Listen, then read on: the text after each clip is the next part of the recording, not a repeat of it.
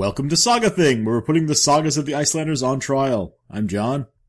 And I'm Andy. In each of our episodes, we read a saga, discuss its story, and judge the actions of the characters at the Saga Thing. Now, this is our second official episode dedicated to the saga of the Greenlanders, though the Saga Brief interview with Loretta Decker addressed a lot of the related issues. I feel like we've been here before. Why might that be? Is it possibly because this is our second time recording the intro? That could be it. We had a few technical difficulties during our first attempts. Or a few technical incompetencies, but either way, however you want to look at it. Hey, you're the one who didn't save our best bloodshed section properly the first time. So you should think twice about bringing up incompetencies. All right. And we both know what you did wrong. I don't think anyone can prove that I'm responsible for the problems at the second recording session.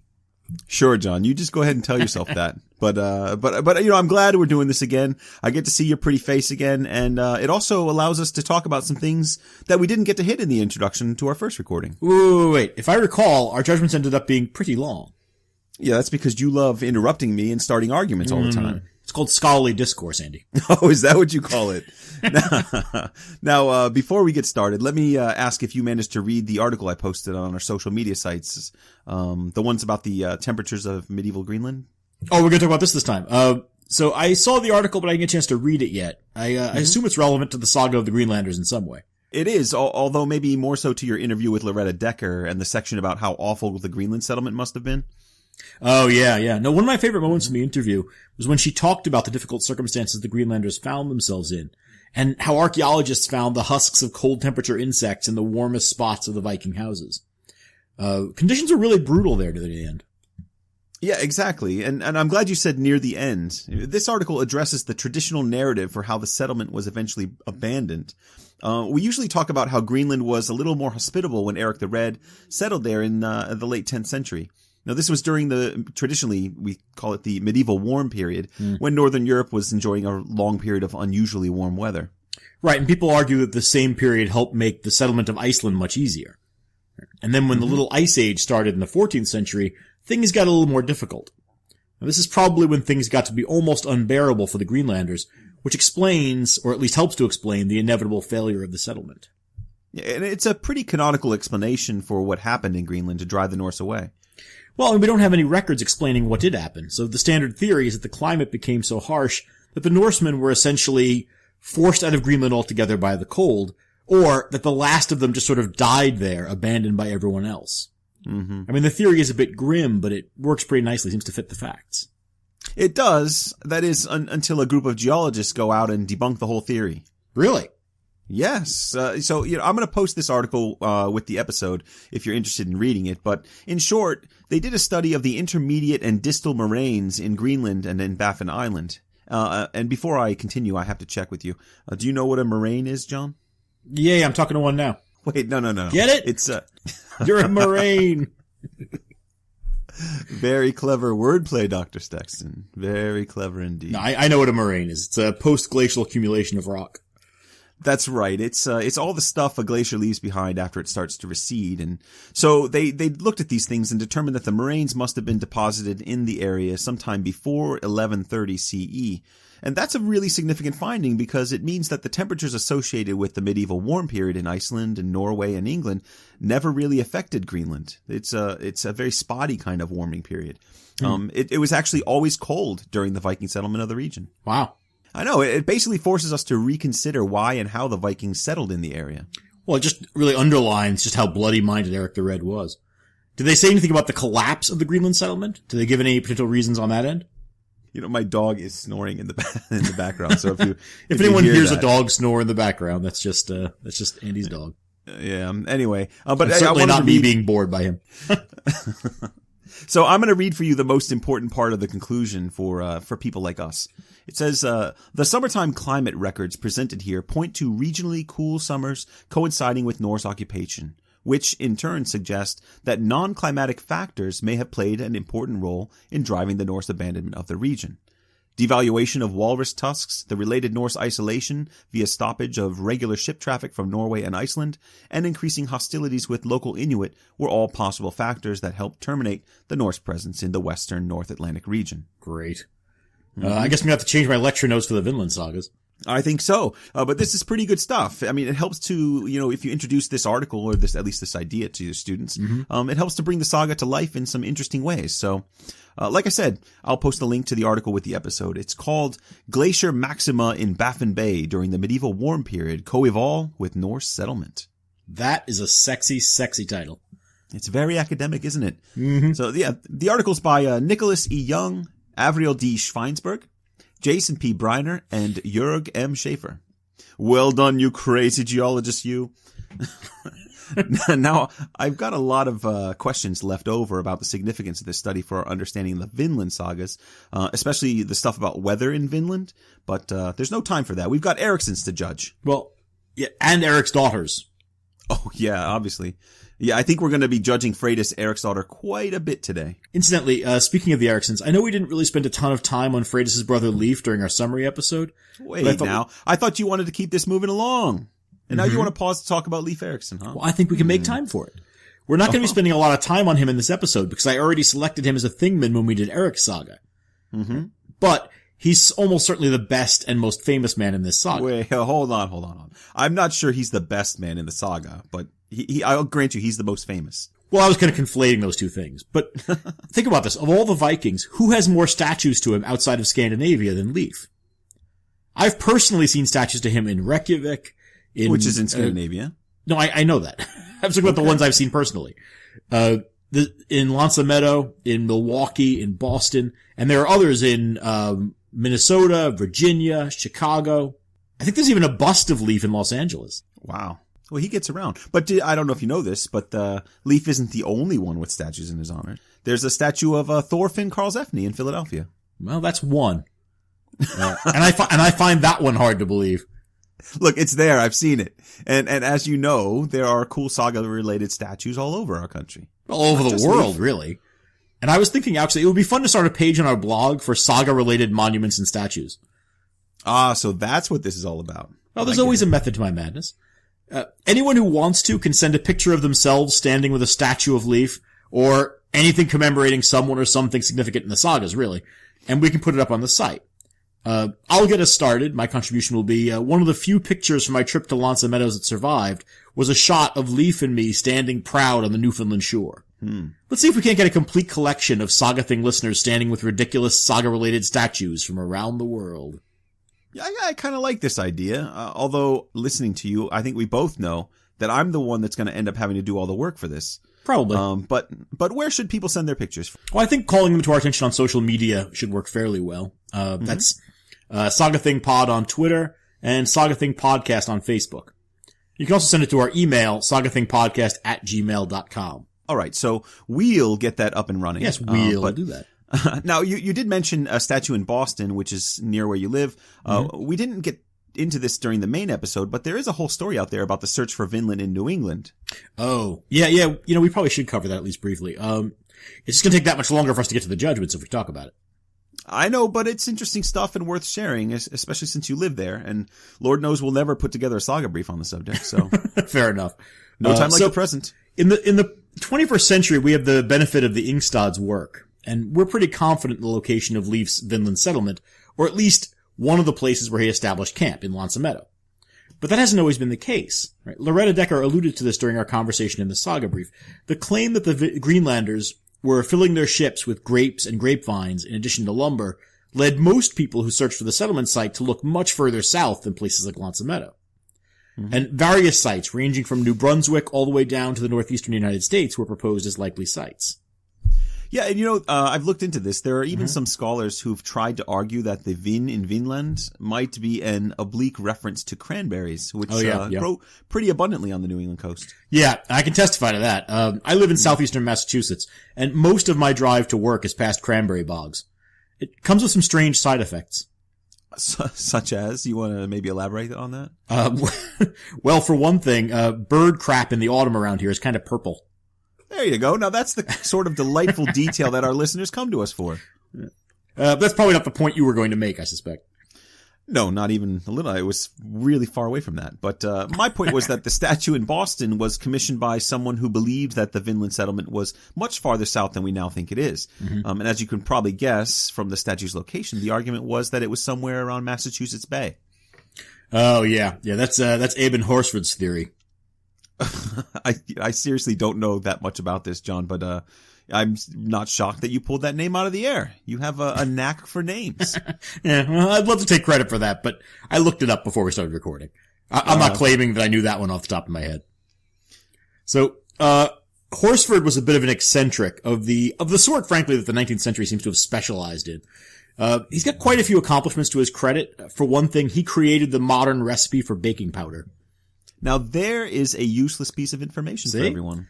But when he wasn't remodeling baking powder, Horsford was obsessed with the idea that the Greenlanders had made their way down to what would later be the Boston area.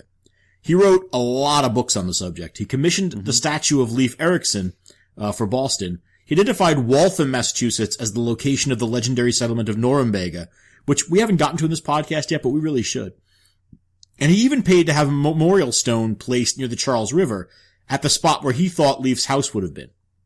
You know, that's a lot of energy spent on this. Does he have any evidence that supports it? Does believing really hard count as evidence? No, it doesn't, much to my student's chagrin. Then he didn't have any.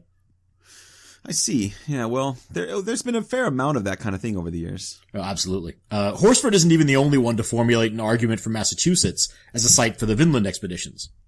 Now, did you want to talk about Dighton Rock as well? Yeah, but only briefly.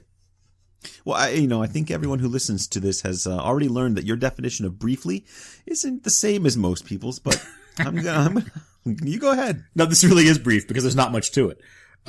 There's this large sandstone boulder in southeastern Massachusetts called Dighton Rock.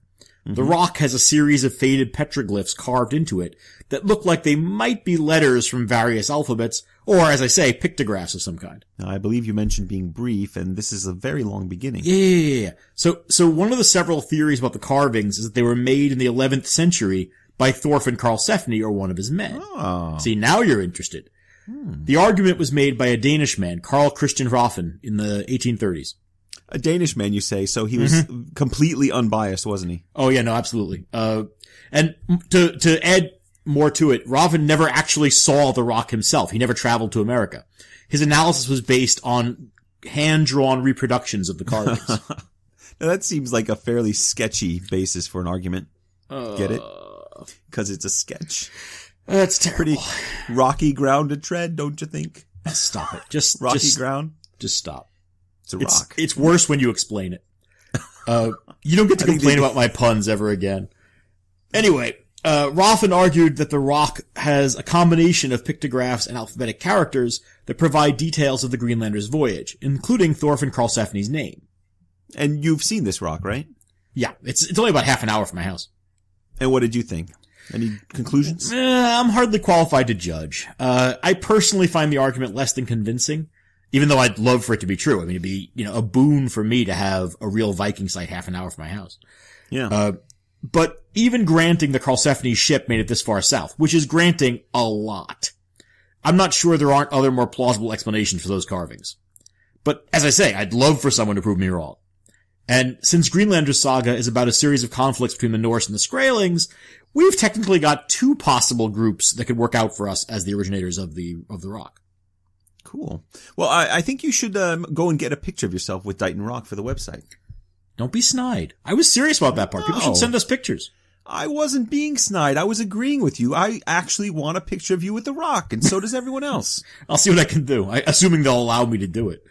Well, if anyone can sweet talk that security guard, it's you, John. That's why they tell me I have a silver tongue. Is it now? All right. Are we ready to judge this saga now? Hang on. Before we get started, I just need to ask one quick question about this episode. All right. Okay. Go ahead. We're clearly not in a rush to move along, so go ask your question. Okay. My question is, why does this episode exist? So now we're going to do an existentialist exploration of a podcast episode? No. I mean, why do we even have a separate episode for judgments on this one? Greenlanders Saga is only 13 pages long in the complete Sagas edition. It comes in at far less than one Hrafnkel, and we covered that saga complete with judgments in a single episode. It's even shorter than its companion saga, Eric the Red, and we covered that one in a single episode too. And so that means we're doing the second version of the same story, and we're taking longer. So what happened? Well, I think you know what happened. Both of those episodes were recorded way back when we were still figuring this whole thing out. We didn't know whether anyone would put up with us blathering on for a couple of hours about a single saga. And it turns out people kind of like it. Well, that's true, I guess. I do sometimes wish, though, that we could go back and redo a couple of those early episodes. What? I think we left a lot on the table with Hravenkel and maybe Bandamana. Bandamana saga. It's fun to say. But, we're barely over a third of the way through the Icelanders sagas, and you want to already start doing do-overs? Come on now. No, not really. It's just an idle thought I have occasionally. No. Well, so what other idle thoughts do you have about this Judgment episode? We've got to get on track. Probably the same one you do. That we're going to be hard-pressed to justify debating most of these categories. That's true. This saga author is hyper-focused on a narrative of Vinland's discovery and attempted settlement, to the degree that he almost seems to lack some of the narrative instincts the other saga writers have. That's exactly right. If we had categories for most significant historical moment, or maybe best confluence of history and creative nonfiction in 15 pages or less, Greenlanders saga would be tops every time. There's just not a ton of obvious candidates for some of our usual categories. But who knows? Maybe we'll uncover some hidden gems. Maybe there's something unexpected lurking in the narrative subtext. Maybe we will find... Maybe we should just get started. What do you say? Fine. Lay on, Macduff. Hold! Enough. Best bloodshed. In our Best Bloodshed category, we recount the saga's most brilliant deaths and maimings. Now, as we said a moment ago, there's not much to choose from in this saga, so I think this is going to go relatively quickly. Wink, wink. Well, I don't know if it's going to go that quickly. We've proven to be quite good at taking very little material and turning it into a rather lengthy discussion. I don't know why that wouldn't happen here. Now, there are definitely a few worthy candidates in this saga, even if there aren't an abundance of them. Now, I've only got 2 candidates on my list, and I know they're on your list as well. I mean, it's not a lengthy or impressive list to consider. You only have 2 candidates? Yeah. Did you have more? I did. Since I know which ones you've chosen, I'll go first here with one that I don't think is on your list. Okay. I can't imagine what it's going to be, but feel free. I'm eager to find out what I missed. Okay, so let's start with the very first bit of bloodshed in the text. Okay. Now, to get there, you have to wait all the way till chapter 4. Now, just to be clear, this is only an 8-chapter saga in most editions, so that's halfway through. It's quite a ways. Right.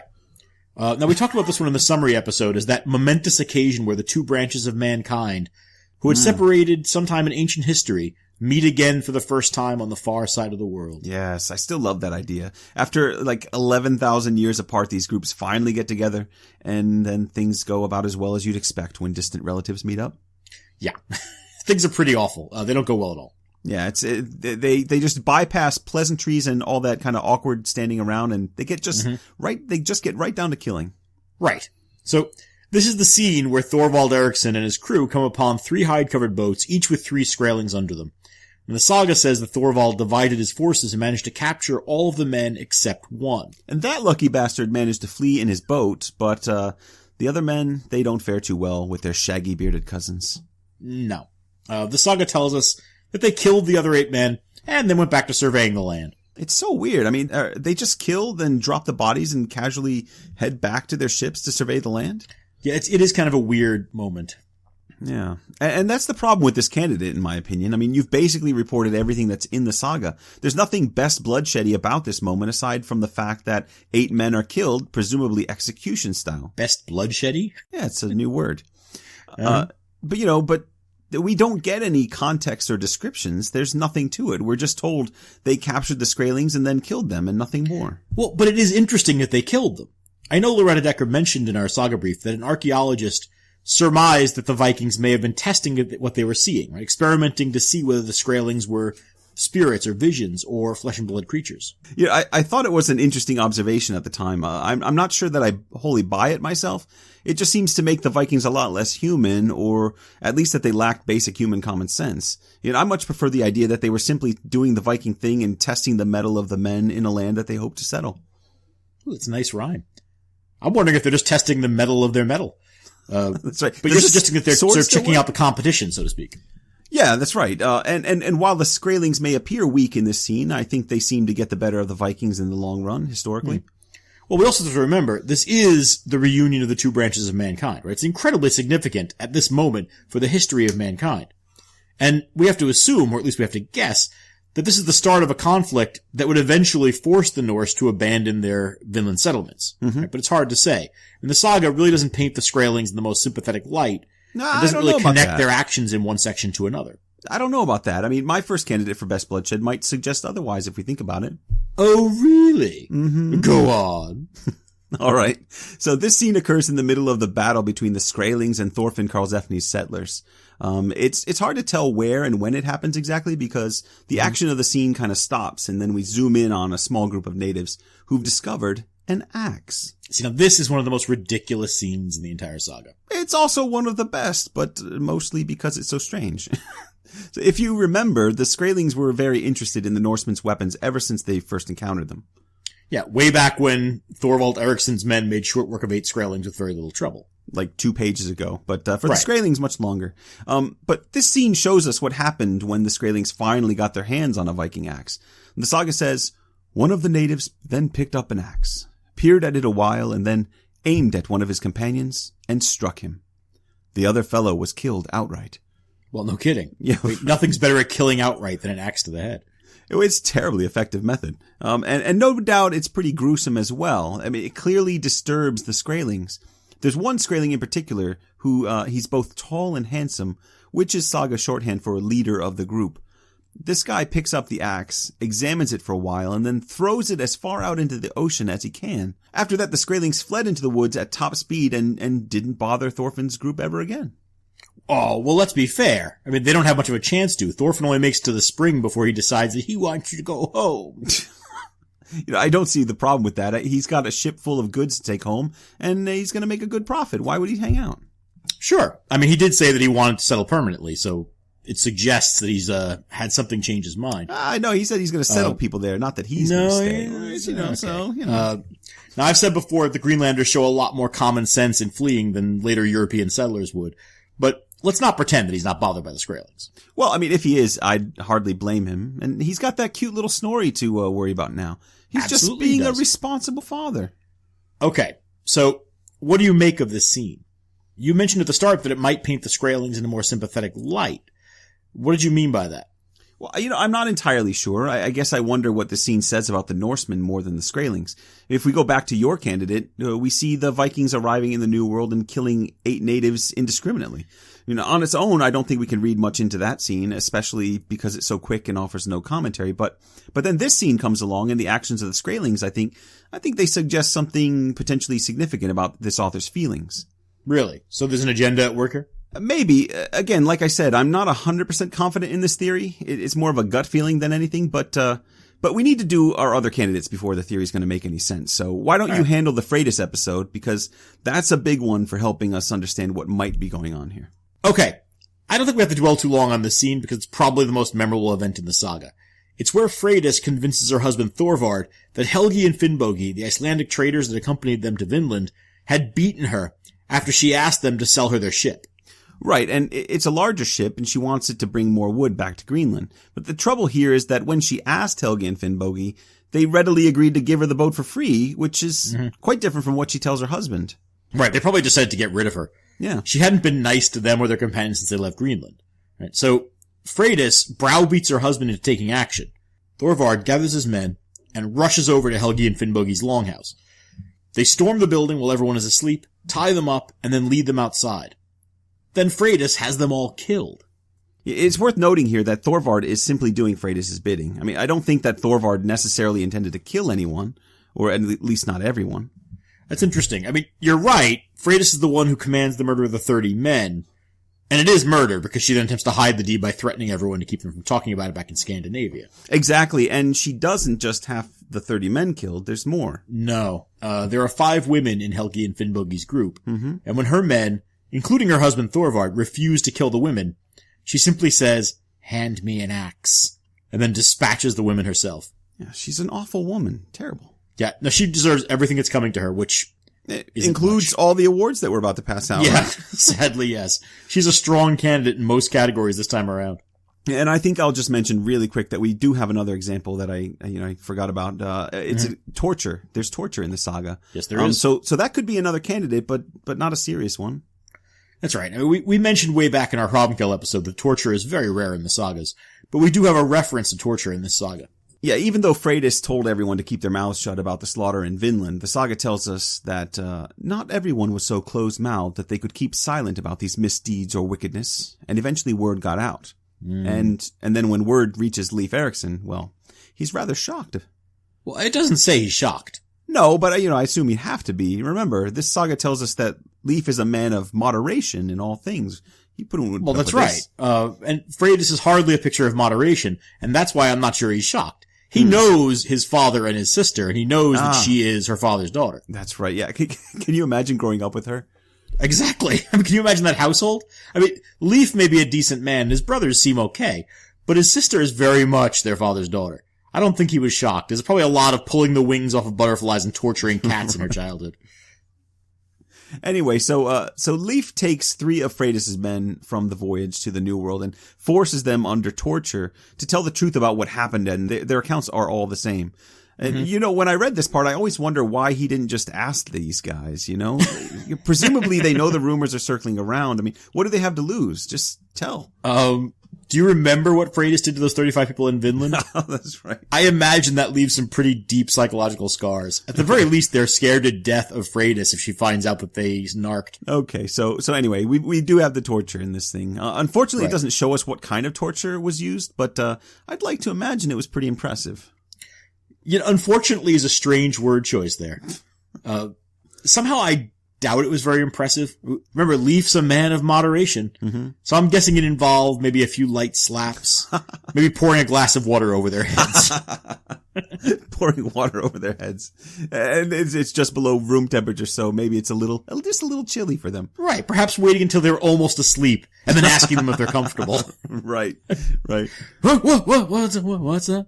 Oh, nothing, gentlemen. Don't mind me. What were you saying about Freydis as you dozed off there? What, Freydis? Nothing. Did I say something about Freydis? Perhaps, maybe. Uh-oh. All right, so now we've hit the only 4 examples of bloodshed in the entire saga. And as I said before, they're not terribly impressive. Well, not the only 4. Don't forget Thorvald being hit with an arrow. He made the quarter court with that in Eric's saga. Sure, but in that version, he was shot by a uniped and offered a funny quip as he died. And his wound and death are just an afterthought in this saga. Hardly worth counting.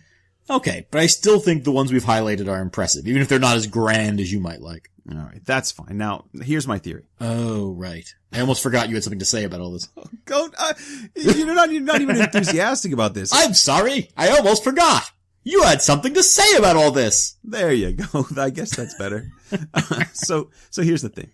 If we look at the bloodshed in sequence, there's possibly something worth paying attention to.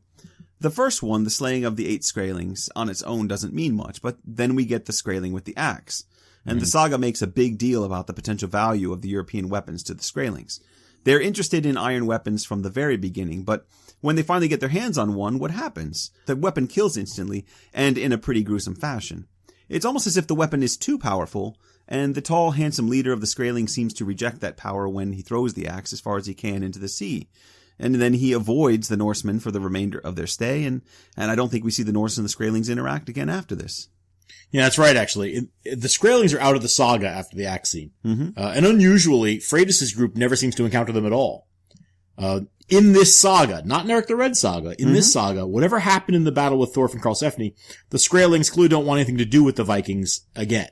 Right, and the level of violence has increased from what could be considered a small skirmish between 2 small groups to then a full-scale battle when the Vikings are so outnumbered by Skraelings that Thorfinn Karlsefni has to strategize against an army of natives by using a bull to lead the charge. I don't know about strategizing. He's hiding behind a cow. This is violence on a massive scale either way, and the tall, handsome chief of the Skraelings is clearly disturbed by it all. Right. And the next example of violence would be Freydis. Exactly, and we're no longer dealing with foreigners now. This is violence within the kin group. Freydis is attacking her own people, and without provocation. So her example is just petty, immoral, and psychopathic violence. And then we've got the torture. Okay, but I'm not sure that I want to include that one as part of the escalation of violence we see in the saga, especially since it is introduced as a corrective measure for the wickedness of Freydis. Well, I'm not sure it is corrective. It wasn't Freydis getting tortured. But at least it is represented as a part of a system of justice at work. So, I mean, if you accept that, and justice systems working typically indicate order, the fact that Leif is administering this justice is a mark in his favor. So good for your Thingman. I actually like him more in this saga because of this moment more than anything he does in Eric's saga, which is basically nothing. Well, tell that to the men he rescued from the shipwreck. And what about the countless souls he saved by converting them to Christianity? Okay, John. Okay. Now, all I'm trying to say is that the torture is part of a working justice system, and that justice imposes order on a chaotic system that is represented by the violence we encounter in the New World. So, the Skraeling chieftain's rejection of Viking weapons is then the linchpin to this argument, because it serves or seems to serve as a condemnation of pre-Christian European ways of life. Interesting. I've never read it that way. I've always read it as if the author is treating the Skraelings as simple savages who are afraid of bulls and can't handle European weapons. And I feel like there's a very kind of one-dimensional sketching of the Skraelings in this saga. I mean, don't you think the author would make a bigger deal of Christianity if his point were to compare the savage with the Christian? Yeah, that's the part that bothers me. There's not much in here about Christianity or any commentary on behavior, but sagas also don't tend to comment on things directly all the time. But doesn't this one, though? I mean, it's kind of an exception. It definitely passes judgment on Freydis. That's true. And she's called a wicked woman. And you have several occasions where supernatural events happen when the Vikings have treated the Skraelings cruelly. Right? Like Thorvald's group falling asleep after the death of the 8 Skraelings. I feel like there's quite a bit of a surprising amount of judgment in this saga. Okay, that supports what I'm saying. The author's judging the characters and their behavior. No, I think I like the general point. This at least helps to make some sense of the Skraeling axe scene, which otherwise just bothers me. And then the chieftain's decision to throw the axe into the ocean. Yeah, I like that he seems to consider it a while, as if he's looking into the future. Like you zoom in on his eye and see the future of bloodshed. And then he wisely turns away from the kind of violence and chaos the axe promises. The kind of violence and chaos tearing Europe apart. But we've got a job to do here, and we shouldn't dwell over this too long. This is still the best bloodshed section, and we got to select a winner. Who's it going to be? I don't think there's any doubt here. No. As much as I like the Skraeling axe scene for its oddness, there's no way to compete with the extreme accomplishments of someone like Freydis Eriksdottir. I agree. Let's give her that award and 40 whacks and move on. Sounds good, but I'm going to let you deliver the award, and I'm going to keep my distance over here. Body count. All right, I think this is Andy's favorite category. This is the category where we count up how many people die by unnatural means in this saga. Why would it be my favorite category? No, well, you're a violent man. Sure. Now, I think we have one of our rare sagas where we actually came to agreement on the number of the dead. Yes. More or less. More or less, yeah, there's a little bit of discussion, but I think the numbers are fairly straightforward in this saga in terms of countable deaths. And so for what is a very short saga, we said earlier that it's 0.71 Hravenkills. The shortest saga that we've read, and probably the shortest saga we will read, or at least close to it. And yet a body count of 50. Yeah. Very respectable. Now, of course, I think bodies per page, that may set a record. It does. We owe a lot of that to Freydis, who takes out 35 all by herself. Absolutely. And who has already received her reward. That's right. And you got Thorvald killing 8 Skraelings on his own. So the children of Eric the Red really carry on his legacy in the New World, don't they? Absolutely. So I think the only issue we had is that every winter in this saga, a disease and famine sweep the Greenland settlement. And so we see a couple of times where we're told that many die. Right? So we have a couple of crews that end up stuck there for the winter, and we're told that most of the crew dies. But in both situations, we're not told how many of the crew die. That's right. So we'll be told that Thorir the Norwegian dies and most of his crew. We can only count Thorir in that case. And we know there are other deaths. We just don't know how many. Yeah, there are 15 crewmen on that ship that are saved by Leif the Lucky, and according to the saga, most of them die. So, is that, I would assume that's at least 9. Could be 12. Could be. To completely pull a number out of your hat. Exactly. And that's why we don't count them, which sometimes I think is unfair, but, right. That's the rule But if you're counting along at home and you want to add another couple of dozen men for the 2 crews that die in Greenland, you feel free to do that. But the official count will be 50. All right. Let's move on. Nicknames. So now we're on to my actual favorite category, which is nicknames. This is the time where we get to hear all the kind of little nuances of nicknames, a little bit of backstory on people, and we get to learn about some connections between the saga that we're reading and many of the other sagas and stories that come out of the Middle Ages. So without further ado, I leave it over to John. Oh, it's actually cruel of you to give me that introduction this time out. Usually you make fun of me for the nickname section. This time you heap plaudits upon me when you know as well as I do there isn't a decent nickname anywhere in this saga. Oh, what about Thorstein the Black? Okay, so the problem is we have a unique problem with nicknames this time out. We won't run into this again. First of all, there just aren't that many nicknames. The saga really sticks pretty closely to the children of Eric the Red, and out of the 4 of them, only Leif gains a nickname that we're told of. But a second problem is that most of the names that are mentioned in this saga, we already covered in our Eric Saga episode. Yes. So, good names like Eolf the Beshitten, Hraven the Dueler, Eric the Red, Leif the Lucky, and of course, the incomparable Thorbjorg Shipbreast, were already given their due. Ah, Thorbjorg. Mm-hmm. Now, Thorbjorg won the prize last time we'll just say by a nose. So she's out of the running. Well, we could put her in again and then maybe pin another medal to her other breast. No. You can't win twice. I think we can make an exception in her case. But we want to point out that Eric the Red, Leif the Lucky, Eolf the Beshitten, and Hraven the Dueler are technically still viable as candidates. But I've had to really dredge the bottom of the pool to find their competition. So here's what I've got. Thorstein the Black. I knew it. Well, sure. He's a Greenland plague victim. Other than that, there isn't much to say about him. His name, like many of the names that are attached to colors in the sagas, usually refer to their hair. Mm-hmm. Right? So he's got black hair. He's a pretty common nickname. Thorstein the Black is a pretty common nickname in the sagas, but there isn't a whole lot to say about it. And yet you're still talking about it. Thorir the Norwegian, he said, moving on. Okay. This isn't even a real nickname. And in most episodes we'd skip it. Because he just says he's a Norwegian. He doesn't really get called a nickname. But we're really scraping the barrel this time out, so I'm willing to put it into contention. Okay. I do think it's worth mentioning just because Thor is such a Norwegian in this saga. He shows up, has one scene, and then dies to move the plot forward. He's the quintessential Norwegian companion. He doesn't even get killed in a battle. He's one of the victims of one of the rounds of disease in Greenland. But hey, if it weren't for Thorir, Gudrid and Thorfinn would have to have met some other way. Thorir is convenient for the author, and it's a pretty lousy tombstone, actually. Moving on. Okay. Thord Horsehead. There you go. Hesthofta. Now we're on to something. Yeah. We mentioned Thord last time, but we didn't actually address his nickname. We just listed him. There are actually a few figures in the sagas with horse names, but Horsehead is unique to this guy. There are a couple of ways to interpret what the name means. Now, it might conceivably refer to hair worn particularly long in the back, since horse manes were frequently a source of names for horses. Right? Hravenkil's horse Freyfaxi, for example, is a synecdoche with fax or mane meaning horse. I'd love to be able to say that Horsehead means that Thord has a famous mullet, but there's just not enough to go on here. It's possible he's just got a long face or big teeth.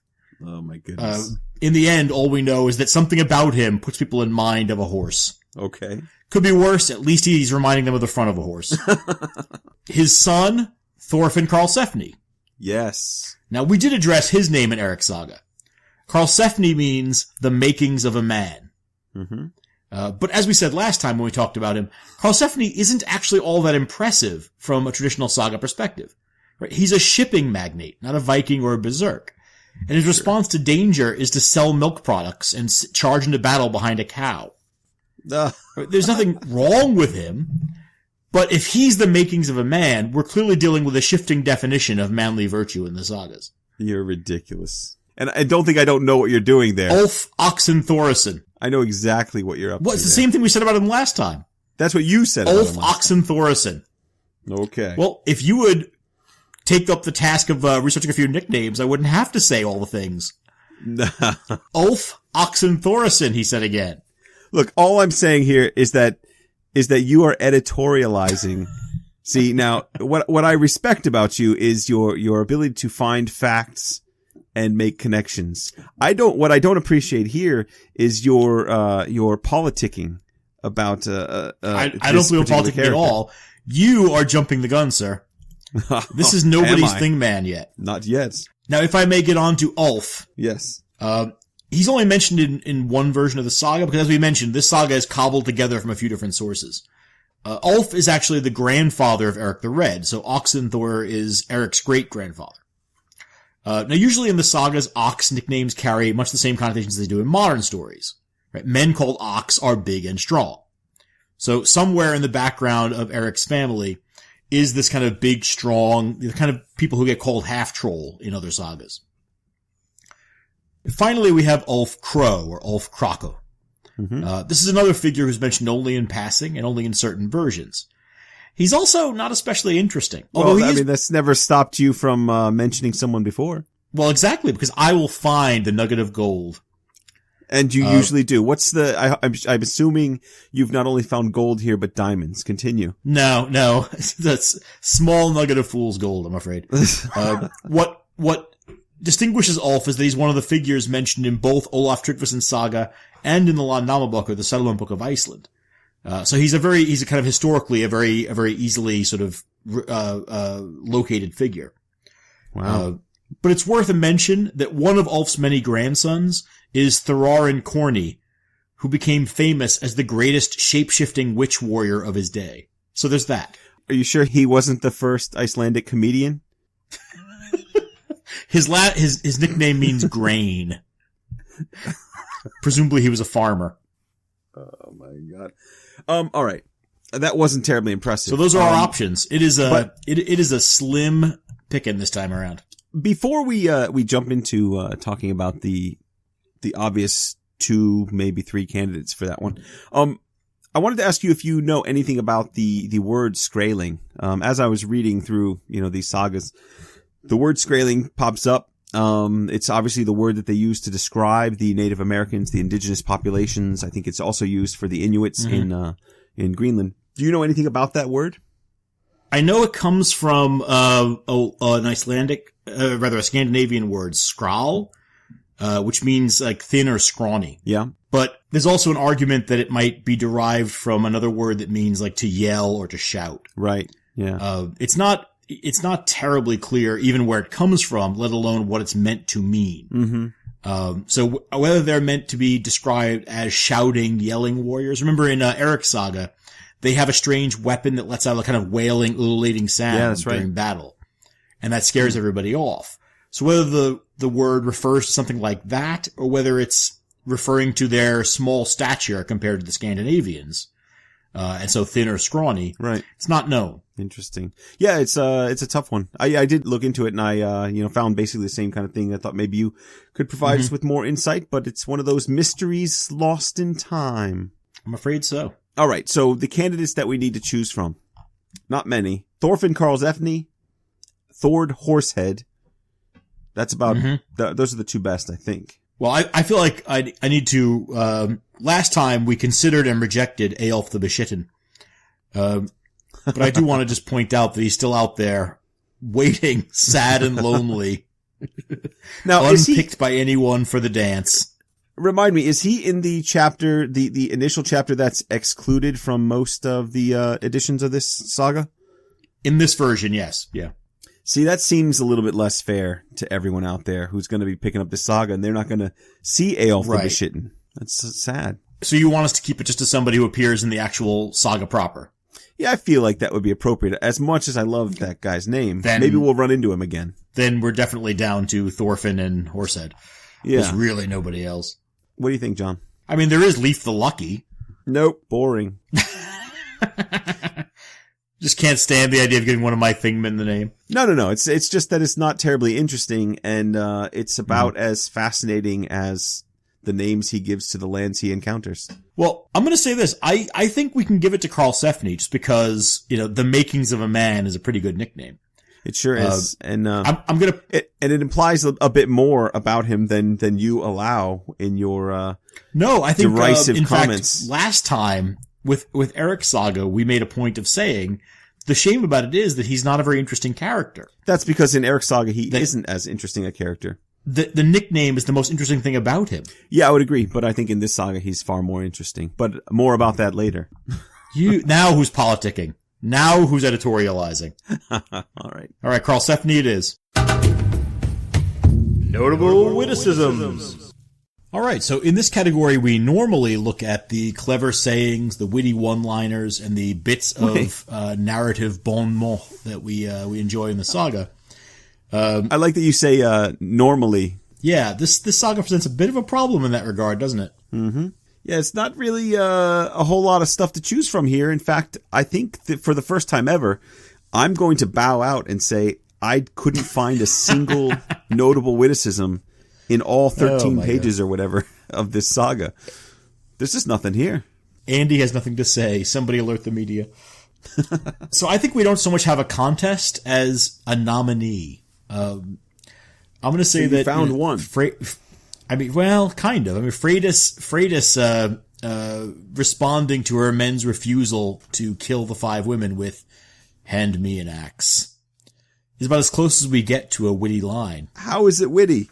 That's what I don't. Well, understand. it's sort of black. It's sort of black humor. It's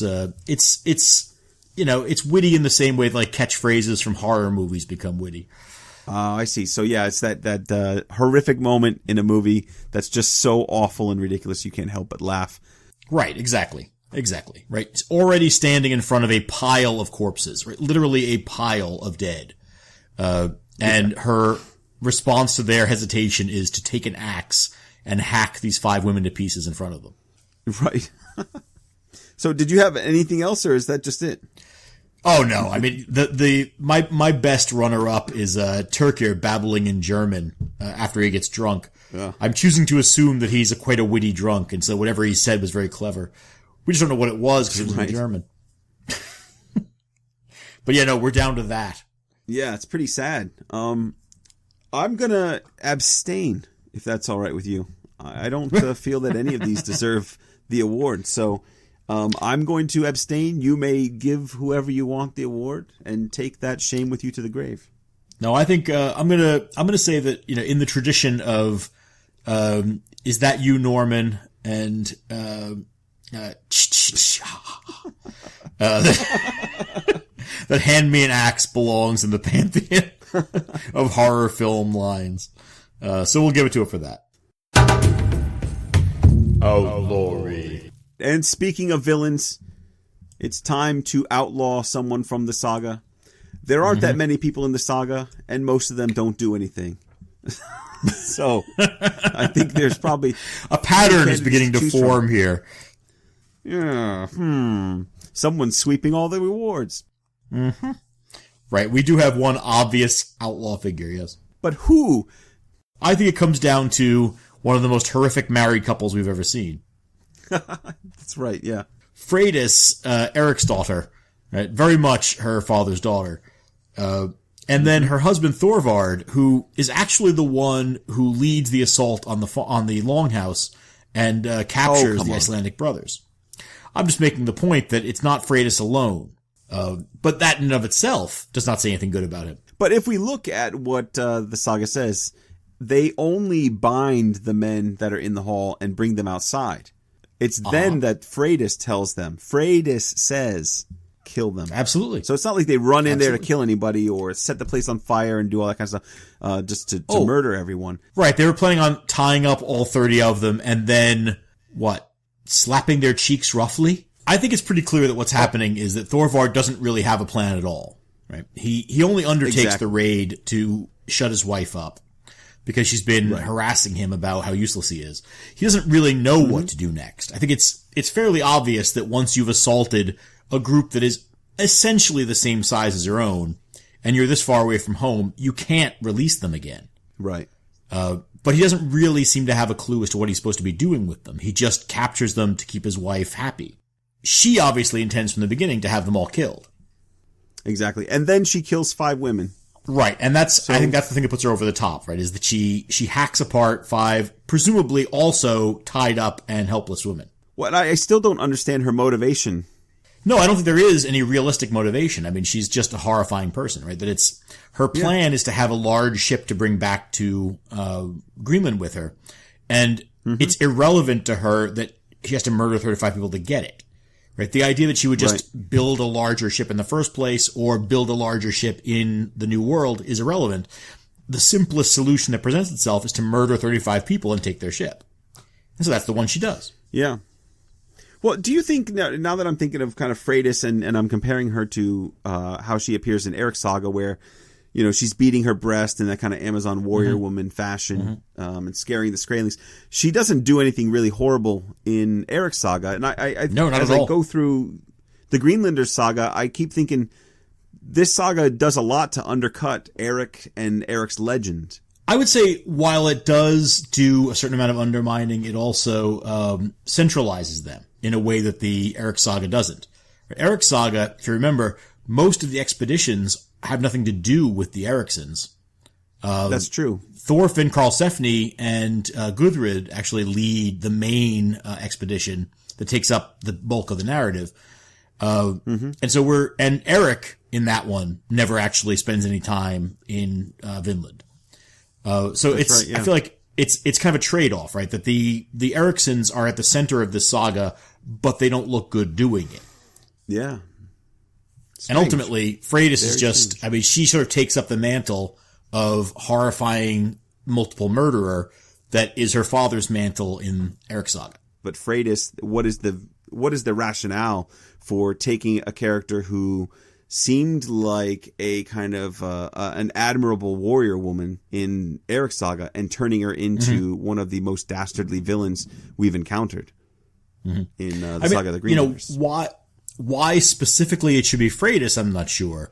But, I mean, it's worth noting that where Eric the Red Saga is very much interested in Gudrid's story and in the story of Thorbjorg the Prophetess. And remember, it begins with the story of Un the Deep-Minded. That it's a saga that's very much interested in the role of women in the Greenland settlement, in Vinland, and in the conversion. This saga, I think, is far less interested in women, and is maybe more uncomfortable with the idea of women in leadership roles. That's true. Even if you think of Gudrid in this saga, she does occupy an important position, but it's really only in terms of getting to Thorfinn Karlsefni. She doesn't really play the same kind of role, and we don't see her kind of developed in the same way that we do in Eric's Saga. So yeah, you're right. There's far less interest in the female characters. Well, I feel like, you know, maybe Freydis is sort of, I won't say, you know, suffering poor press here, but how could it get worse? Well, I think she's running afoul of a saga writer who isn't terribly interested in glorifying the deeds of women. Yeah. All right. Well, either way, I assume we have to work with what we've got, and what we've got is a pretty horrific act by Freydis. Yeah. And so now that I've talked us into feeling bad about it, I think we're still going to have to outlaw her. Exactly. So we just send her on her way, but we won't look her in the eye as we do so. That's right. I wouldn't dare. All right. Thingman. All right, on to Thingman, and now we see the genius of Andy's plan in deferring the coin toss at the end of Grettir's Saga. Oh, thank you. There were a lot of good choices in Grettir's Saga. I'll give credit where it's due. You know, the lightning strikes, the sun shines on a dog's butt every once in a while. There were a lot of good choices in Grettir's Saga. Obviously, the debate still rages as to which one of us got the better selection. But I think you knew that coming into this saga, the pickings were going to be a mighty slim. Exactly. It would have been slim anyway, and then you've got the added problem that we've already been through this story once in Eric's Saga, and so I've already taken Leif the Lucky. Where, by the way, do you even remember who you took?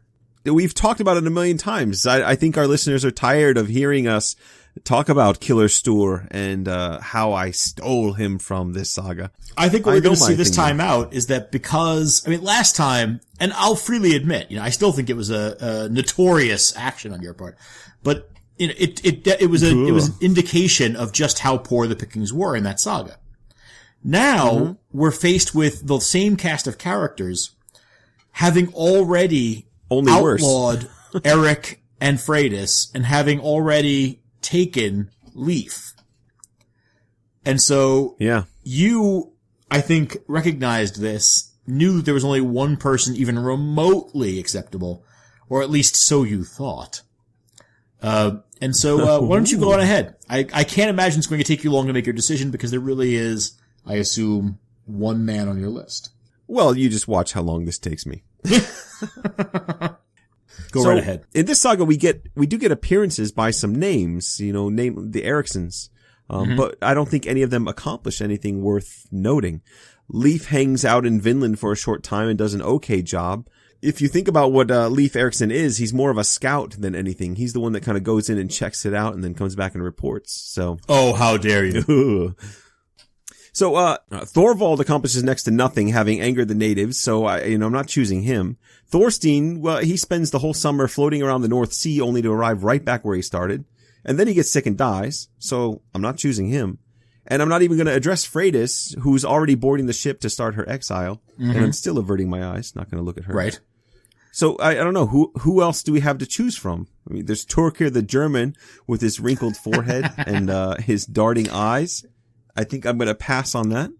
Hey, you need someone to supply your Thingman with drink. Oh, I'm sure we can figure it out. Honestly, if you think about it, picking a Thingman from this group is really, really tough. Yeah, it is. For whoever's picking second. Oh, and that's exactly why I deferred in the Greater Saga Judgments, as you said. I knew that Thorfinn Karlsefni was waiting for me in Greenlander Saga. He caught my eye in Eric's Saga, and now the time has come to claim the fella. So, what I want to address now is your commentary on Thorfinn and his quality has been offensive to me since we started this whole thing. And I'd like to take the opportunity to address some of that now, if I may. Oh, or I may. It's too late now. You talked about him as if he was just a merchant or a shipping magnate and nothing more, and that he's not a terribly impressive individual. That is a mischaracterization of what I said, sir, and I object to it. Oh, is it? Yes. All right, well, go ahead. What I said, and I will repeat exactly what I said, there's nothing wrong with him. But if he's the making of a man, we're clearly dealing with a shifting definition of manly virtue. Oh, I think we've established before, when we are reading the sagas, we do see this shift away from the violent and the self-regulating figure into more of a community figure. I think we talked about this in Grettir's Saga. We talked about some of the sagas. There's nothing wrong with Thorfinn Karlsefni. The problem is he exhibits the manly virtues of Christian Iceland, and those are not the manly virtues, for the most part, of Saga Age Iceland. Okay, but you're making it sound like he's not capable, and he's not savvy, and he's not good with the sword, and none of those things are true. Excuse me. This guy, you none of those things are none of those things are demonstrated at any point in the saga. Thorfinn, his only battle takes place with him staring at the back end of a cow. Let me stop you there. Is this my Thingman time, or is it yours? Absolutely it is. I think it's my turn to talk. Carry on. Spew your lies. No, I've tried to construct a logical argument for this here. So, Thorfinn's not just a savvy businessman, John. He is a risk taker, and he's got the notable distinction of being the first European colonist in the New World. That's pretty impressive. I mean, the few guys who came before him either arrived by accident or were simply coming to Vinland for economic reasons. Thorfinn's a guy that loaded his ships with livestock, with women, and all the necessary supplies to make a new life in the New World. That's a very impressive resume line. Can you remind us of how that worked out? I'm going through it, if you'll be patient. So, while he's in the New World, Thorfinn accomplishes a great deal and proves himself to be a worthy and capable leader, despite your silly arguments. He establishes a working settlement. He trades peacefully with the natives for a time. I know you're going to critique that, but for a time. And then he wisely only offers consumables in exchange for furs and other goods. That's impressive thinking there, as far as I'm concerned. But I'm a simple man. When he perceives a potential threat or a problem, he has a palisade built around the settlement immediately to protect against any unwanted aggression from the natives. I mean, this is a smart guy. And he's certainly better than Thorvald's rather violent approach to handling the indigenous population. He seems to be thinking carefully about what he's doing. So then when trouble does arise, he devises a cunning plan to use the bull, which he's noticed the natives are afraid of. So with the help of that bull, Thorfinn's group then wins the battle. It's not just that they let the bull do all the work. They lead a battle with the bull and get it done when they're outnumbered. You got to think about the numbers game here. Mm-hmm. And he's running trying to strategize. victory on a path of cow crap. It's a bull. Let's be clear. You're so pathetic. But you know how to get to me, so that's good. Anyway, the point that I'm trying to make here is that with Thorfinn's leadership, they don't have any more trouble from the natives for the rest of the time that they're there. That's pretty good in my opinion. Also, while he's in Vinland, his son Snorri is born. So not only is he the first European to colonize North America, he's also the father of the first European to be born on the continent. Again, which is probably his greatest claim to honestly. I mean, to stop, casting shadow on your figure, this is probably his most important and impressive accomplishment from my perspective, is that his son is born in the New World. That's an amazing thing. And it does speak to the settlement that they're building there. And since we're talking about his descendants, the saga concludes by making it very clear that Thorfinn and Gudrid's bloodline was very well respected. Mm-hmm. From them are descended Bishop Brand, Bishop Thorlak, and Bishop Bjorn. That's absolutely. And I think we should also pay attention to Thorfinn Karlsefni's own ancestors.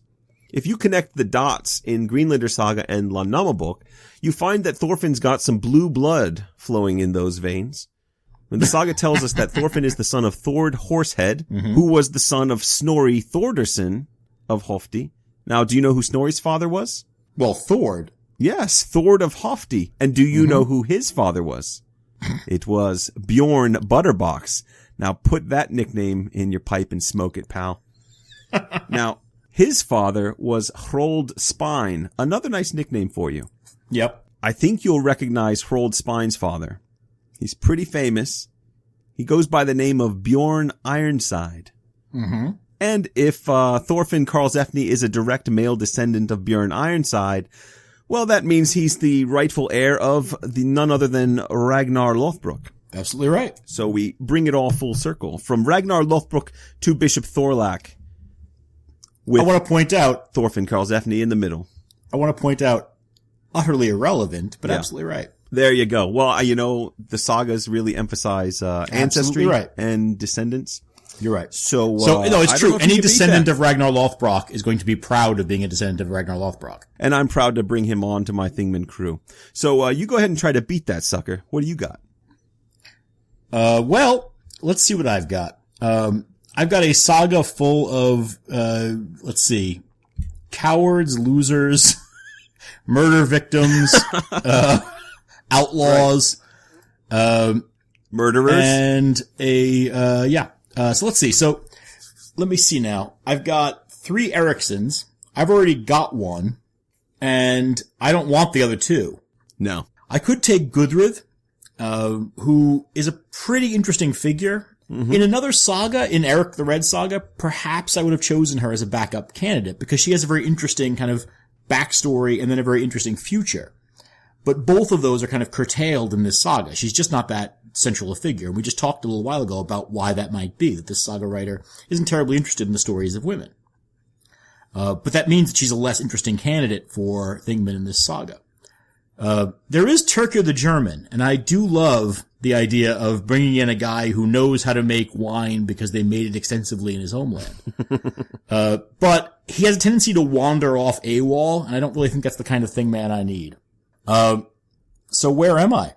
Do you know who I'm taking? Are you taking the chieftain of the Skraelings who wisely threw the axe into the ocean, adding some much needed diversity to your Thingman group? He is tall and handsome, as we're told. But given that I don't even know his name, I think I'd be hard pressed to introduce him into my ranks. Right. But there is a man in this saga who's got an impressive resume, an impressive lineage, an impressive future, impressive offspring, a claim to fame that no one else in the sagas can claim. And you've made the case very strongly that as a descendant of Ragnar Lothbrok, he is the heir to the Lothbrok name and throne. I'm taking Snorri Karlsefni, the first European born in the New World. Well, If that isn't pathetic, I don't know what is. Oh, I don't think it's pathetic at all. I think Snorri, as we're told in the saga, Snorri has married. He takes care of his mother for a while, and then when he marries, he has a son named the hero Thorgir. for a guy who's complaining about a modern Christian. You chose the guy who's the son of the modern Christian, and his claim to fame is taking care of his mother. I'm sorry, no. You interrupted me before I finished. You really want me to get started on this? Your claims to fame are he trades successfully for a time with the natives, which by the way is once. Yes. He trades successfully once with the natives. He builds a settlement, you said. You don't know. Which he abandons as soon as he gets scared. No, he was wise. He has one fight with the natives, and says in the spring, this is a quote, Karlsefni and his companions spent the entire winter there, but in the spring Karlsefni declared that he wished to remain there no longer and wanted to return to Greenland. Note that... Is that how he said it? Exactly. He and the companions spend the winter, but in the spring he's the one who says, I want to go home. Snorri Karlsefni is a dutiful son. He is an important figure back in Iceland. He is the father of both Thorgir, the father of Bishop Brand, and he is also the father of Hallfrid, the mother of Bishop Thorlak. Mm-hmm. And so he's a vitally important figure in the 11th century Icelandic transition over to Christianity. And again, he has this claim to fame that no other saga figure can match, that no other person in history can match, of being the first European born in the New World. I'm proud to welcome Snorri Karlsefni to my crew. Except you're not really, but you made a nice effort to make it sound like you were. And I appreciate that. Put it this way, I'm prouder of taking him than I would be of anyone else in the saga. And that includes Thorfinn Karlsefni, who I would point out we both rejected last time we had a chance at him. Well, in favor of better people. But, here's what I would say. I don't want to hear you mention Killer Stur again. Oh no. Snorri appears throughout the saga. He's present at a battle. He does not. He's present at a battle. He's present when the scary mirror Gudrith shows up and starts creeping out his mother. He appears in the final chapter of this saga as the father of 2 bishops and as a dutiful son and a good farmer. He appears in a quarter of the chapters in this saga. I can't be held responsible for it being a short saga. Here's what you're telling me. He appears in the background. What you've basically done is you've chosen an extra from the background of each of those scenes. An extra? Snorri doesn't have a speaking part. Here's what I will say. He doesn't do anything. Here's what I will say. He is a passive individual. Go to Lanza Meadow and tell me that Snorri is an afterthought. Everything is named after him there. This is actually true. This is one of the things that brought him to my attention, is that everything up there is named for him, including the ship that they built in Greenland and sailed over to Lanza Meadow some years ago is named the Snorri, after Snorri Karlsefni. Here's what I'm going to tell you. Mm-hmm. Snorri appears on no more than 2 pages in the entire saga. How long are we going to go with this? You had to go on and make a big argument. The fact is, you are just jockeying to get the last word. Maybe a little bit. Final rating.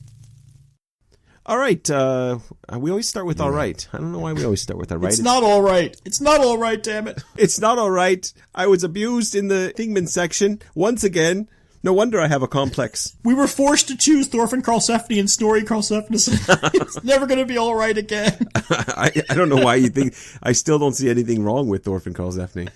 But I know you got a problem with the guy. You did last time, which is why you scraped up Killer Store before you... Let's not... You love bringing it. I told you, don't bring him up anymore. You picked Snorri. 2 pages, man. Oh my God. So you opened up. That's a sign of a Thingman you're proud of, that you have to insist that I not bring him up. No, I'm just tired of your bitching and moaning about the guy. I'm thinking of sending him over to settle the score. Go on over. I'll have Greta open the door for you. So it's time to evaluate this saga and give it a rating on a scale of 1 to 10. John, just how many 10s are you going to give this one? Look, this is a fascinating saga. There's no doubt about it. So along with Eric's saga, it records one of the most universally significant events in medieval history. That's right. The first known landing in the New World by Europeans, and the first known contact between Europeans and indigenous Americans. And in at least one important way, this saga is more important than Eric's saga. Because Eric's saga is primarily interested in the story of Vinland as a stage for telling a story of religious conversion. Yes. While the Greenland author treats the conversion as an interesting historical side note in the story of the discovery and exploration of Vinland. Right. In reading Eric, we were struck by how many times the story broke down events based on who was Christian and who wasn't. Right? You think about Gudrid's discomfort with pagan rituals, or Thorhall the Hunter's prayers to Thor being repaid with a poisonous whale. Right? All these kind of odd moments. This time, we found it equally striking how uninterested the author seems to be in events in Greenland or Norway. Right? The places where the conversion narrative played out in Eric's saga. For example, did you notice this? Olaf Tryggvason isn't even mentioned in this saga. Yeah. And Leif's Christianity, all it says about Leif is that he's very moderate in all things. Right. So this is a saga about the discovery of Vinland, not a saga about the conversion, even though those two things take place at the same time. And yet, John, you know what manuscript this particular saga is found in, right? Yeah, it's a Flattier book, right? That's right, and it's right in the heart of the extended saga of Olaf Tryggvason. So, we were right in the midst of a long saga about the guy who's converting all these places, but this saga is not at all interested in conversion and Christianity. It's quite fascinating. Right, it's a strange omission. It's almost like they meant to grab Eric's saga and they accidentally picked up Greenland. Right. Well, what you end up with, as I said, is two very different sagas about the exact same sequence of events, which is very odd. And as I think we've already made the argument, this saga is more interested in the importance of Eric's children to that Scandinavian claim on the New World, even though the other saga gives us much more information about Eric, or at least the surviving version does. Now, of course, this saga's interest in the historical event of the Vinland discovery, while it makes for great reading from an historical perspective, makes for a pretty scanty saga. And I think we've been indicating that throughout the judgment section. Ultimately, there's not a lot to say about this saga, except from an historical perspective, right? Its literary merits are a bit thin. Apart from the occasional nods toward family politics through, say, the marriage of Gudrid, or what's nearly the afterthought of a feud between Freydis and the Icelandic brothers Helgi and Finnbogi, there's very little saga structure here at all. I probably spent as much time reading scholarship for this saga as I did for Grettir's saga, but it doesn't take long before the scholarship starts to repeat itself. Never has so much been written so well about so little. Ultimately, everyone agrees that this is an interesting saga rather than an artistically accomplished one. I like this saga, I like history, and I loved visiting Lanza Meadows, so I can't really go below like a 4, but I don't think I can go much above it either. So 4.5 it is. So you can't go much above it, but you will go above it. I said I can't go much above it. And you lived up to that. I left myself wiggle room. Yeah, I see that. Fascinating.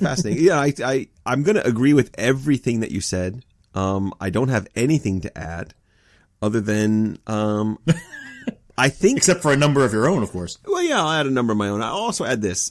I think I like this one a little bit better than Eric's saga.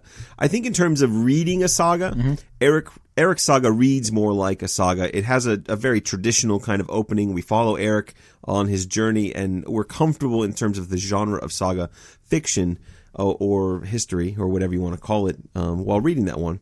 With Greenlander, it does not have that narrative tone, narrative flow that Eric's has. It really reads almost like a chronicle. It's very, very quick. It's almost a year by year. This happened, then this happened. It's very, very dry in that regard. There's not the kind of character development and not the kind of development of scenes that you might find in Eric's saga. And yet you get the interactions with the Skraelings. And for whatever reason, those fascinate me far more than anything that happens in Eric's saga.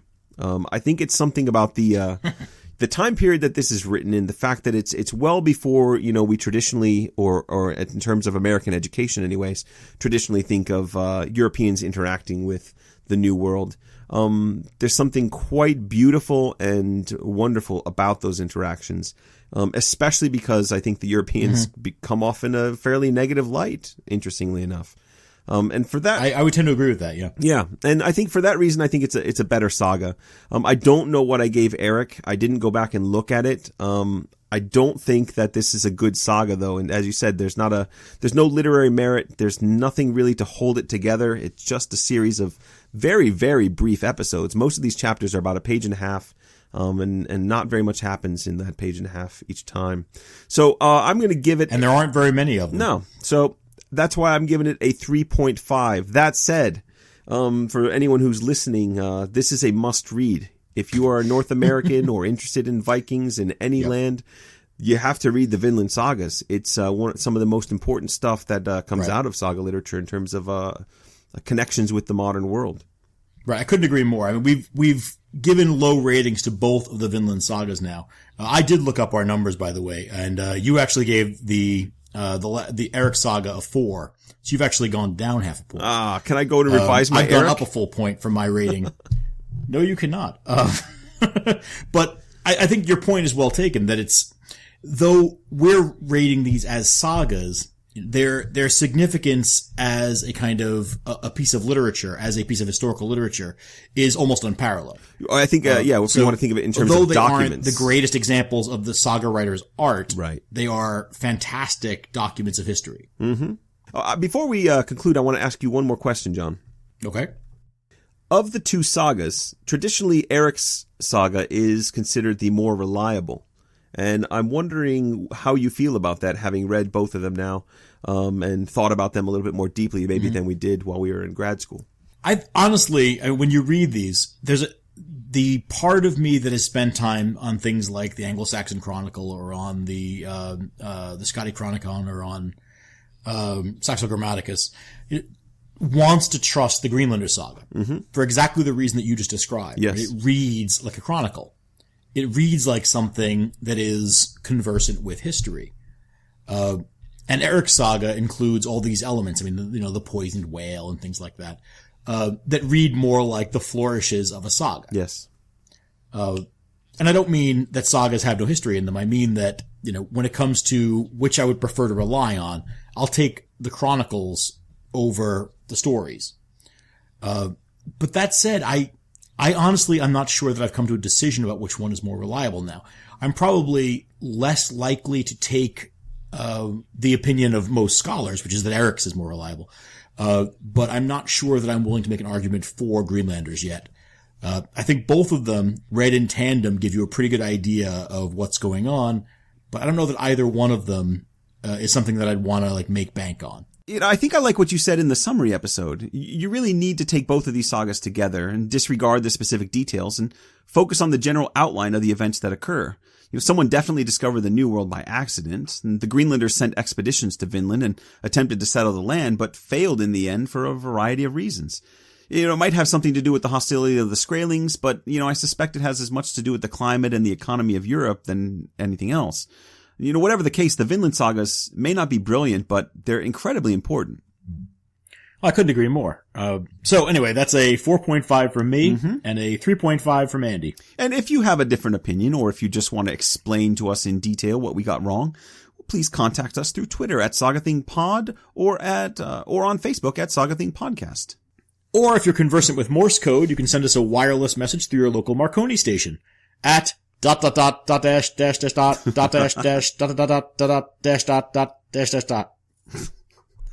you, John.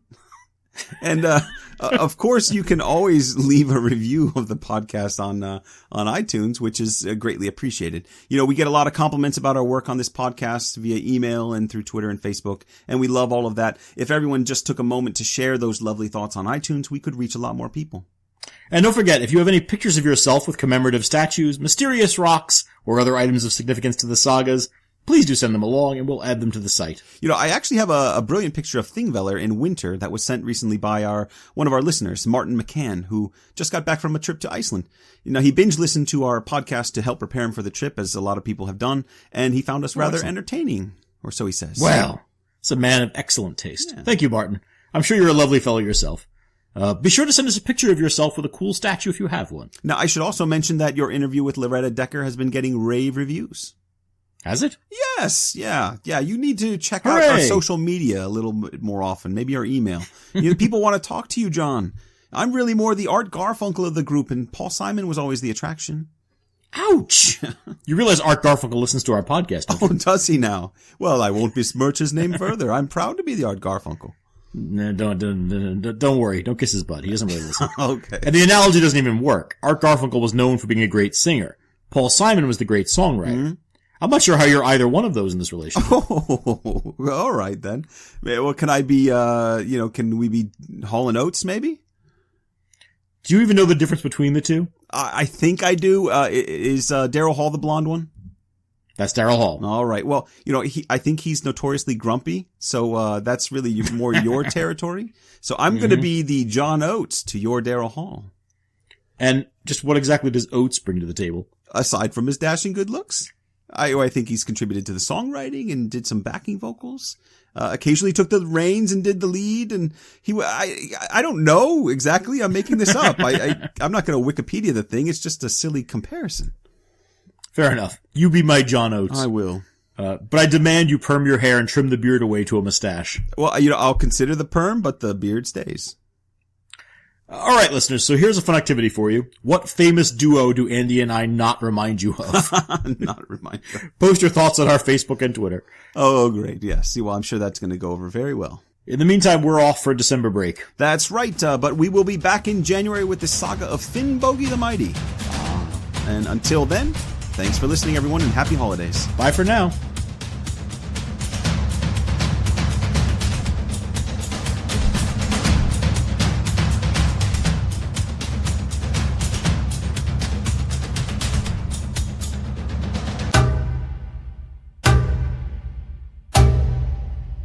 Hang on, I gotta let the dog out.